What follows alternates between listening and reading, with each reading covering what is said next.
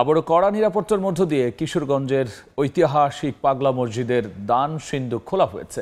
সেখানে রয়েছেন রিপোর্টার নূর মোহাম্মদ। এ বিষয়ে সবশেষ জানতে আমরা সরাসরি যাচ্ছি তার কাছে। বড় বড় লোহার সিন্দুক খুলে বের করে আনা হচ্ছে কারি কারি টাকা। এটি কিশোরগঞ্জের ঐতিহাসিক পাগলা মসজিদের চিরচেনা দৃশ্য, যেটি 3 মাস বা 4 মাস পর চোখে পড়ে।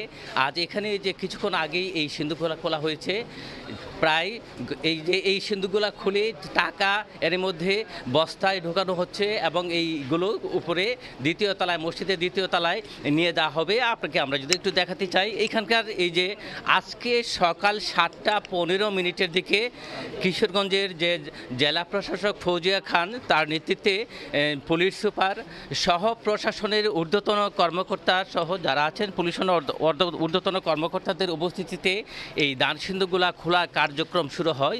এই পর্যন্ত যে 2টি সিন্দুক থেকে টাকা বের করা হয়েছে এবং তৃতীয় যে সিন্দুকটি, এখন এই তৃতীয় সিন্দুক থেকে টাকা বের করে আনা হচ্ছে।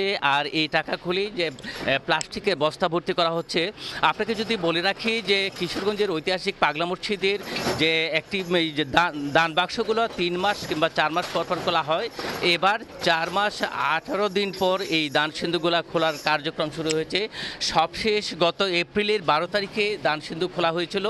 আর এই দান সিন্দুক থেকে 9,17,00,000 প্রায় টাকা পাওয়া গিয়েছিল।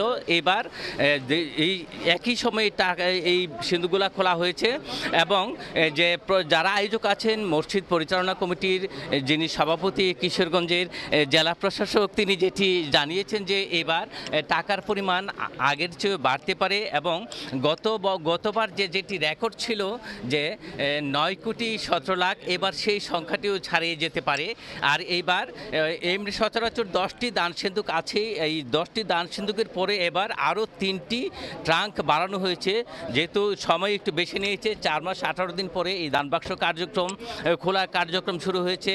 আর এই যে এখন তৃতীয় যে দান সিন্দুকটি আছে, সেটি থেকে টাকা বের করে আনা হচ্ছে এবং এই দান সিন্দুকগুলি এইভাবেই যে 13টি দান সিন্দুক রয়েছে, সবগুলা খুলে বস্তায় টাকা ভর্তি করে সেগুলো নেওয়া হবে মসজিদের দ্বিতীয় তলায় এবং মেঝেতে ঢেলে গণনা কার্যক্রম শুরু হবে।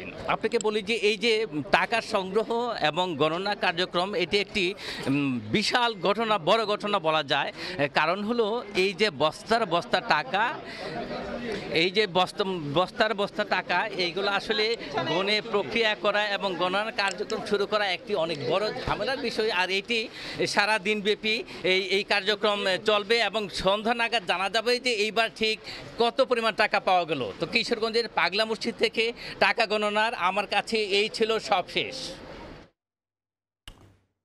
কিশোরগঞ্জের ঐতিহাসিক পাগলা মসজিদের দান সিন্দুক খোলার সবশেষ নিয়ে আমরা সরাসরি ছিলাম সেখানে।